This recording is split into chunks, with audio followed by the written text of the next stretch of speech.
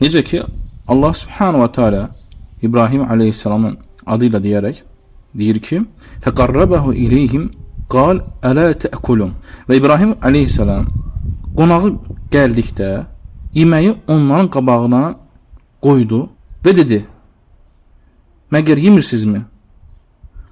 Bu çox mühüm ayədir. Və İbrahim aleyhisselam qonağına demədir ki, nəsə yeyirsinizmi, nəsə gətirinmi, çay istəyirsinizmi, ya başqa suallar yox.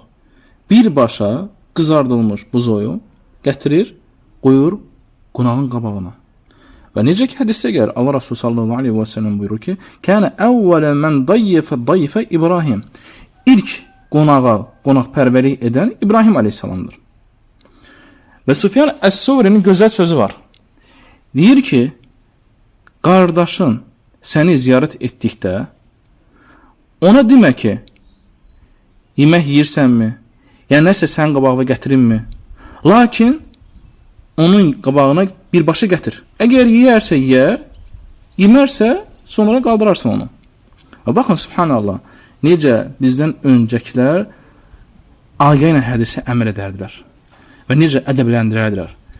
Ki, deyir ki, qardaşın səni ziyarət etdikdə ona demə ki, yemək yeyirsənmi, nəsə istəyirsənmi, bir də nəsə iştahın var, ya uzaqdan gəlmirsən, bəlkə nəsə istəyərsən.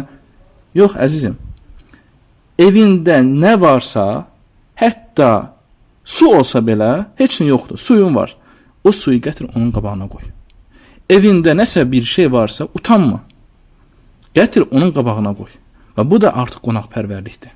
Və insan əlindəki olanı qarşısındakı kəsin qabağına dərhal verməlidir, soruşmamalıdır, suallar verməməlidir. Yeyər, yeməz.